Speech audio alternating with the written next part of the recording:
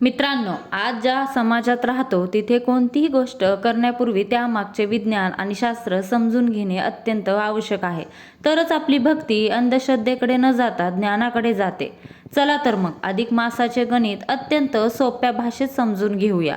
सौर वर्ष, सूर्य जेव्हा संपूर्ण 12 राशीमधून प्रवास करतो त्याला सौर वर्ष म्हणतात. यामध्ये एकूण 365 दिवस, 5 तास, 48 मिनिटे आणि 46 सेकंद असतात. चंद्रवर्ष, चंद्राच्या कलावर अमावस्या आणि पौर्णिमा आधारित असलेल्या वर्षाला चंद्रवर्ष म्हणतात. यामध्ये एकूण 354 दिवस, 8 तास, 48 मिनिटे आणि 36 सेकंद असतात. आता जर तुम्ही गणित केले तर तुमच्या लक्षात येईल की सौर वर्ष आणि चंद्रवर्ष यांमध्ये दरवर्षी साधारणपणे 11 दिवसांचा फरक पडतो. हा 11 दिवसांचा फरक जर असाच वाढत गेला तर काही वर्षातच आपले ऋतू आणि सण यांचे पूर्ण गणित कोलमडून पडेल. पावसाळ्यात येणारी दिवाळी उन्हाळ्यात येऊ लागेल आणि हिवाळ्यातील सण उन्हाळ्यात येतील. निसर्गाचा हा समतोल राखण्यासाठी आपल्या महान ऋषीमुनींनी खगोलशास्त्राचा सखोल अभ्यास केला. त्यांनी शोधून काढले की दर 32 महिने 16 दिवस आणि 4 घडी उलटल्यानंतर हा फरक साधारण 33 दिवसाचा म्हणजेच एका महिन्याचा होतो.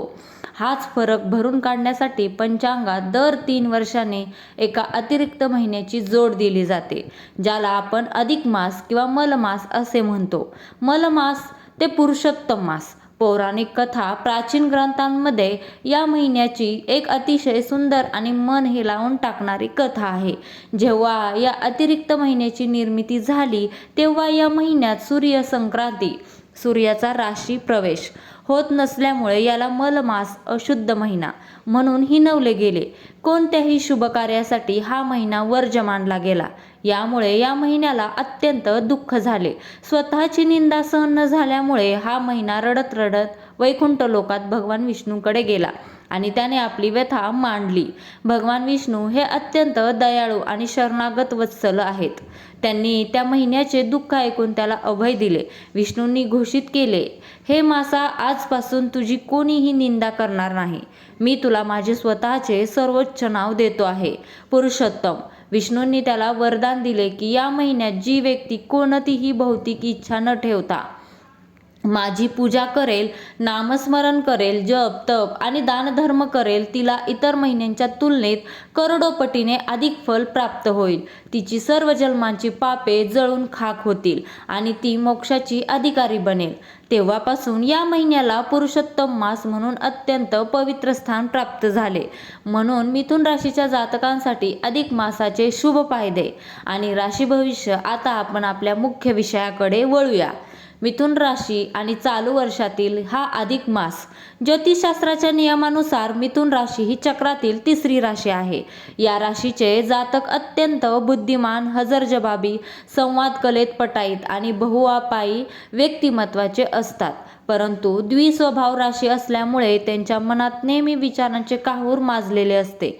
चालू वर्षात जो अधिक मास येत आहे तो मिथुन राशीच्या जातकांसाठी एका नव्या युगाची किंवा सुवर्ण काळाची नांदी ठरणार आहे.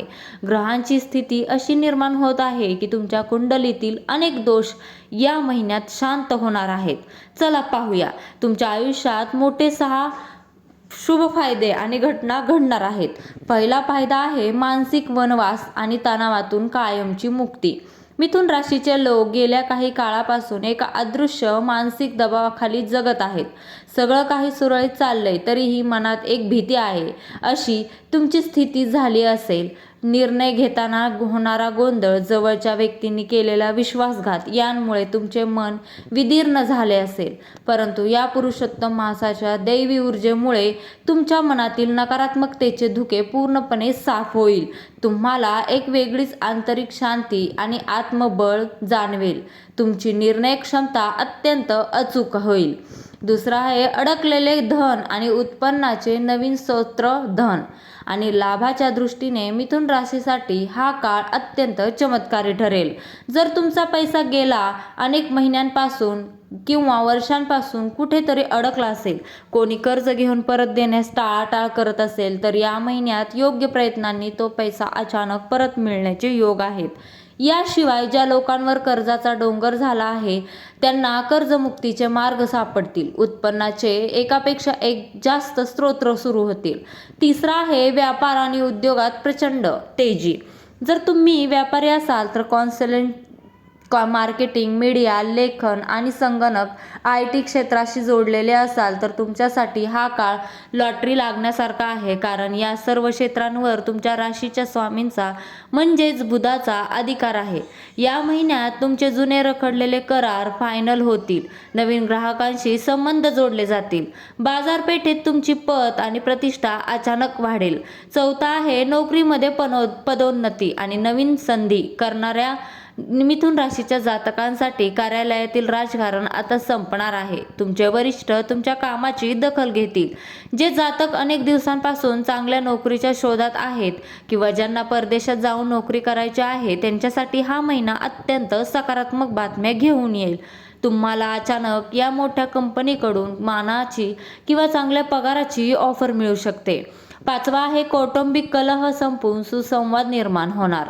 मिथुन राशीच्या लोकांची वाणी कधी कधी अतिशय तीक्ष्ण किंवा कडू असते, ज्यामुळे नकळत नाती बिघडतात. परंतु या पवित्र महिन्यात तुमच्या वाणीमध्ये एक अद्भुत गोडवा आणि संमोहन शक्ती येईल. कुटुंबातील जुने वाद, विशेषतः नवरा बायकोमधील मतभेद किंवा जमिनीचे जुने वाद मिटतील. घरात आनंदाचे, समाधानाचे आणि मांगल्याचे वातावरण निर्माण होईल.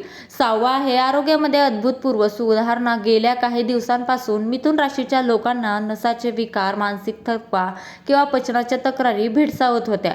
या अधिक मासात जर तुम्ही सात्विक जीवनशैलीचे पालन केले तर जुन्या आजारांपासून तुमची मुक्तता होईल. शरीरामध्ये एक नवीन ऊर्जा आणि ताजेपणा जाणवेल. परिस्थिती कशीही असो, जेव्हा तुम्ही स्वतःवर विश्वास ठेवता आणि ईश्वराला आपले सारथी बनवता तेव्हा जगातील कोणतीही शक्ती तुम्हाला यशस्वी होण्यापासून रोखू शकत नाही. तुमच्या भाग्याची दारे उघडत आहेत. फक्त पाऊल पुढे टाका. अधिक मासात मिथुन राशीच्या लोकांनी काय केले पाहिजे? अधिक मास हा आध्यात्मिक बॅटरी चार्ज करण्याचा काळ आहे. या 33 दिवसांमध्ये मिथुन राशीच्या जातकांनी आपले पुण्य वाढवण्यासाठी आणि बुधाचे दोष नष्ट करण्यासाठी खालील गोष्टी अत्यंत निष्ठेने केल्या पाहिजेत. ब्राह्ममुहूर्तावर जागरण आणि पवित्र स्नान. शक्य असल्यास रोज सकाळी 4 ते 6 या ब्रह्ममुहूर्ताच्या काळात उठण्याचा प्रयत्न करा. यावेळी ब्रह्मांडात सात्विक ऊर्जा सर्वोच्च पातळीवर असते. आंघोळीच्या पाण्यात थोडे गंगाजल आणि काळे तीळ टाकून स्नान करावे. यांमुळे शरीराची आणि मनाची शुद्धी होते. विष्णू सहस्त्रनाम आणि श्री भगवद्गीतेचा वाचन. मिथुन राशीच्या जातकांनी रोज सकाळी भगवान विष्णूच्या विष्णू सहस्त्रनाम स्तोत्राचे पठण करावे किंवा ते मोबाईलवर ऐकावे. जर ते शक्य नसेल तर भगवद्गीतेच्या 15व्या अध्यायाचे, ज्याला पुरुषोत्तम योग म्हणतात, नियमित वाचन करावे. या अध्यायाचे वाचन केल्याने मिथुन राशीच्या लोकांची बुद्धी कुशाग्र होते आणि राहू केतूचे अशुभ परिणाम नष्ट होतात. महामंत्राचा अखंड जप दिवसभरात कधीही उठता बसताना किंवा माळ हातात घेऊन ओम नमो भगवते वासुदेवाय या द्वादशाक्षरा मंत्राचा किमान 1 माळ जप करणं आवश्यक आहे. हा मंत्र मानसिक शांतीसाठी रामबाण उपाय आहे. देवघरात आणि तुळशीजवळ दीपदान. शास्त्रांमध्ये अधिक मासातील दीपदानाला सर्वोच्च स्थान दिले गेले आहे. रोज संध्याकाळी घरातील देव्हाऱ्यात साजूक गाईच्या तुपाचा दिवा लावावा. घराच्या मुख्य दाराबाहेर आणि तुळशीपाशी दिवा लावावा. जर शक्य असेल तर जवळच्या विष्णू आणि शिव मंदिरात जाऊन 33 दिवस अखंड दिवा लावावा किंवा दिवे दान करावेत. यामुळे आयुष्यातील दारिद्र्य आणि अंधार दूर होऊन घरामध्ये लक्ष्मी स्थिर होते. अखंड गोसेवा. गायीची सेवा. मिथुन राशीचा स्वामी बुध आहे आणि बुधाचा रंग हिरवा आहे. त्यामुळे मिथुन राशीच्या लोकांनी या महिन्यात दररोज किंवा प्रत्येक गुरुवारी गायीला हिरवा चारा, पालक आणि गूळ पोळी स्वतःच्या हाताने खायला द्यावी. गायीच्या पाठीवरून हात फिरवून आशीर्वाद घ्यावा. गायीमध्ये 33 कोटी देवांचा वास असतो, त्यामुळे या सेवेने सर्व ग्रहांचे दोष एकाच वेळी शांत होतात. अधिक मासात कोणत्या गोष्टी करू नयेत मिथुन राशीने? मित्रांनो, जेवढे महत्त्व काय करावे याला आहे त्याहून कितीतरी जास्त महत्त्व काय करू नये याला आहे. कारण एका छोट्या चुकीमुळे संपूर्ण महिन्याची साधना वाया जाऊ शकते. शास्त्रानुसार या महिन्यात खालील गोष्टींवर पूर्णपणे बंदी आहे. कोणत्याही प्रकारची मांगलिक आणि शुभ कार्य, अधिक मासात सूर्यसंक्रांती होत नसल्यामुळे या काळात कोणतेही नवीन भौतिक किंवा मांगलिक कार्य करू नये, जसे की विवाह, लग्न किंवा साखरपुडा, गृहप्रवेश किंवा वास्तू शांत करणे, नवीन घर, जमीन किंवा मालमत्तेची खरेदी करणे, मुंज किंवा मुलाचे नाव ठेवण्याचा संस्कार, नवीन वाहन किंवा अत्यंत महागड्या वस्तूंची खरेदी. ही काळ भौतिक सुखाचा नसून केवळ ईश्वरी भक्तीचा आणि आत्मपरीक्षणाचा आहे. तामसिक भोजन आणि व्यसनाचा पूर्ण त्याग. संपूर्ण पवित्र महिन्यात मांसाहार, चिकन, मटण, मासे, अंडी, हे कांदा, लसूण आणि मसूर डाळ यांसारख्या तामसिक अन्नाचा त्याग करावा. तसेच मद्यपान, तंबाखू, सिगारेट किंवा कोणत्याही प्रकारच्या व्यसनांपासून पूर्णपणे दूर राहावे. जर तुम्ही या महिन्यात व्यसन केले तर भगवान पुरुषोत्तम अत्यंत कोपिष्ठ होतात आणि घरात दारिद्र्य आणि रोगराई पसरते. वाणीचा गैरवापर, खोटे बोलणे आणि निंदा करणे. मिथुन राशीच्या लोकांनी आपल्या वाणीवर प्रचंड ताबा ठेवला पाहिजे. या महिन्यात कोणाशीही वाद घालू नका, कोणावरही रागवू नका, कोणाच्या पाठीमागे त्यांची निंदा नालस्ती करू नका, कोणालाही फसवण्यासाठी खोटे बोलू नका. तुमची वाणी जेवढी शुद्ध राहील तेवढा तुमचा बुध ग्रह मजबूत होईल. नवीन व्यवसाय आणि भागीदारी सुरू करणे. या महिन्यात कोणताही नवीन व्यवसाय सुरू करू नका किंवा कोणासमोर नवीन भागीदारीचा करार करू नका. जर आधीच एखादा व्यवसाय चालू असेल तर तो प्रामाणिकपणे पुढे चालवा, पण नवीन विस्ताराचे बेत या महिन्यांपुरते पुढे ढकला. शांतता ही माणसाची सर्वात मोठी ताकद आहे.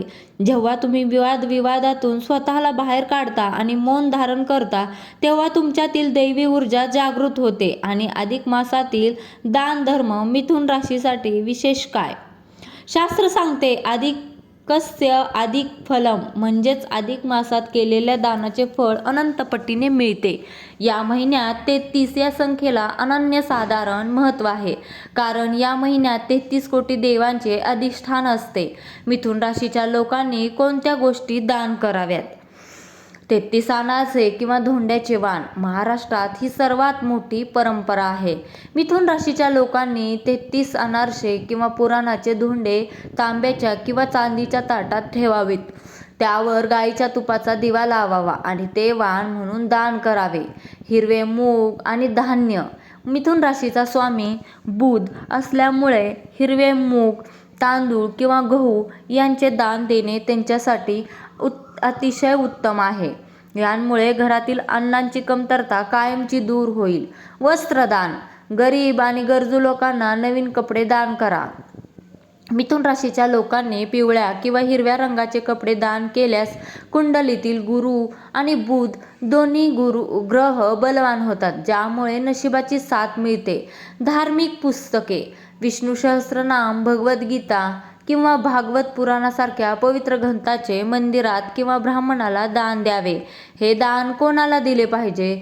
सत्पात्र ब्राह्मण किंवा कुलपुरोहितांना. तुमच्या घरातील कुलपुरोहितांना किंवा एखाद्या सदाचारी ब्राह्मणाला आदराने घरी बोलावून किंवा मंदिरात जाऊन दक्षिणेसह वाण द्यावे.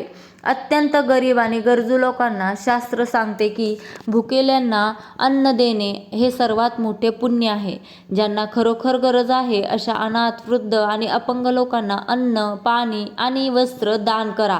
आपल्या जावयाला विष्णू रूप. आपल्या संस्कृतीत जावयाला लक्ष्मीपती नारायण विष्णूचे रूप मानले जाते. म्हणूनच अधिक मासात आपल्या कन्येला आणि जावयाला घरी बोलावून पुरणपोळीचे जेवण घालतात आणि त्यांना 33 अनारशाचे वाण दिले जाते.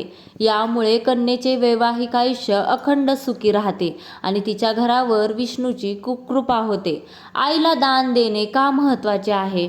मित्रांनो, आता आपण या व्हिडिओच्या सर्वात महत्त्वाच्या आणि संवेदनशील भागाकडे आलो आहोत, जो आजच्या तरुणाईने आणि आज प्रत्येक व्यक्तीने कान देऊन ऐकले पाहिजे. अधिक मासात आपल्या आईला दान देणे का महत्त्वाचे आहे आणि याचा मिथुन राशीशी काय संबंध आहे? चला यामागील ज्योतिषशास्त्रीय आणि आध्यात्मिक रहस्य समजून घेऊया. चंद्र आणि बुधाचे अनोखे नाते. ज्योतिषशास्त्रानुसार आई ही चंद्रग्रहाची मुख्य कारक आहे. चंद्र हा आपल्या मनाचा, आपल्या भावनांचा, मानसिक शांततेचा आणि घरातील सुखाचा स्वामी आहे. दुसरीकडे मिथुन राशीचा स्वामी बुध आहे. पौराणिक कथानुसार बुध हा चंद्राचा पुत्र मानला जातो. शास्त्र असे सांगते की जोपर्यंत आई प्रसन्न होत नाही तोपर्यंत पुत्राची प्रगती कधीही पूर्ण होऊ शकत नाही. जर तुमच्या कुंडलीत चंद्र कमजोर असेल तर तुमचे मन कधीच एकाग्र होणार नाही आणि बुद्धी असूनही तुम्ही आयुष्यात यशस्वी होऊ शकणार ठरत नाही. मातृदोष आणि पितृदोषातून मुक्ती. आपण अनेकदा मंदिराकडे जाऊन हजारो रुपये खर्च करून दोष निवारण्याचा पूजा करतो, पण शास्त्र सांगते की जगातील सर्व तीर्थक्षेत्रे आणि सर्व देवदेवता आपल्या आई वडिलांच्या चरणाशी असतात. अधिक मासात जेव्हा तुम्ही तुमच्या जन्मदात्या आईच्या चरणाचा स्पर्श करून तिचे आशीर्वाद घेता आणि तिला एखादी तिच्या आवडीची वस्तू जसे की नवीन साडी, सोन्या चांदीचे दागिने किंवा तिची आवडती फळे आनंदाने भेट म्हणून देता, तेव्हा तिचे अंतःकरण सुखावते. आईच्या डोळ्यातून निघणारे आनंदाश्रू आणि तिच्या मुखातून निघणारे आशीर्वाद तुमच्या कुंडलीतील सर्व दोष झपाट्याने नष्ट करतात. घरातील लक्ष्मी प्रसन्न होते. आई हे घराचे केंद्रस्थान आहे. अधिक मासात विवाहित मुलींनी आपल्या आईची ओटी भरणे आणि मुलांनी आपल्या आईला वाण देणे अत्यंत श्रेष्ठ मानले गेले आहे. जेव्हा आई आनंदी असते तेव्हा त्या घरात साक्षात महालक्ष्मी वास करते. जर तुमच्या घरात सतत आजारपण असेल, पैशाची टंचाई असेल तर या अधिक मासात आईला मनापासून जपा, तिची सेवा करा आणि तिला सन्मानाने दान द्या. जगातील सर्वात मोठे आणि पवित्र मंदिर म्हणजे आपल्या आई वडिलांचे चरण. जिथे जी शांतता आणि आशीर्वाद मिळतात ते जगातल्या कोणत्याही हिऱ्या मोत्यात विकत घेता येत नाहीत. तर माझ्या लाडक्या मित्रांनो, आज आपण या विशेष एपिसोडच्या माध्यमातून अधिक मासाचे खगोलशास्त्रीय महत्त्व, मिथुन राशीतील त्यांचे शुभ परिणाम, करायच्या आणि टाळायच्या गोष्टी, दानाचा विधी आणि आईच्या सेवेचे महात्म्य अत्यंत सविस्तरपणे आणि समजून घेतले आहे. हा अधिक मास मिथुन राशीच्या जातकांसाठी केवळ एक महिना नाही तर तुमच्या आयुष्याला एक नवी आणि सकारात्मक कलाटणी देणारा दैवी आशीर्वाद आहे. फक्त गरज आहे ती आपण सांगितलेल्या नियमांचे काटेकोरपणे पालन करण्याची. मनात कोणतीही खोटी आशा न ठेवता सात्विकतेने भगवंताची आराधना करण्याची आणि गरजूंची सेवा करण्याची. ज्योतिषशास्त्र हे आपल्याला आयुष्याचा मार्ग दाखवणारे एक दीपस्तंभ आहे, पण त्या मार्गावर चालण्याचे आणि कर्म करण्याचे काम आपले स्वतःचे असते. नशीब नक्कीच बदलते, पण जेव्हा तुमच्या कर्माला प्रामाणिकपणाची, कष्टाची आणि ईश्वरी भक्तीची जोड मिळते. या अधिक मासात आपल्यातील अहंकार, राग आणि द्वेष बाजूला ठेवा. आपल्या आईवडिलांचा आदर करा, गरिबांना जमेल तशी मदत करा. भगवान पुरुषोत्तम नारायण तुमच्या आयुष्यातील सर्व दुःख, दारिद्र्य आणि संकटे नक्कीच दूर करतील आणि तुमच्या घरात सुख समृद्धीची बरसात करतील. मित्रांनो, तुम्हाला आजचा हा सविस्तर व्हिडिओ कसा वाटला?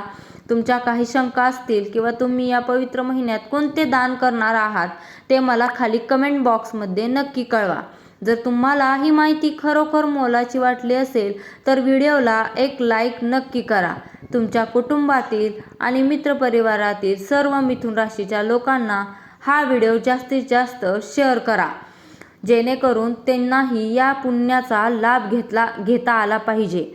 जर तुम्ही आपल्या चॅनलवर नवीन असाल तर अशाच प्रकारच्या सखोल आणि शास्त्रीय माहितीसाठी आपल्या चॅनलला आत्ता सबस्क्राईब करा आणि बेल आयकॉन दाबायला विसरू नका. पुन्हा भेटूया अशाच एका अद्भुत आणि ज्ञानवर्धक आध्यात्मिक विषयासोबत. तोपर्यंत भगवान पुरुषोत्तमाची कृपा तुमच्यावर आणि तुमच्या परिवारावर सदैव राहो. सहज आणि सुखी राहा. नामस्मरण करत राहा. जय श्री कृष्ण. ओम नमो भगवते वासुदेवाय. श्री स्वामी समर्थ. जय जय स्वामी समर्थ. धन्यवाद.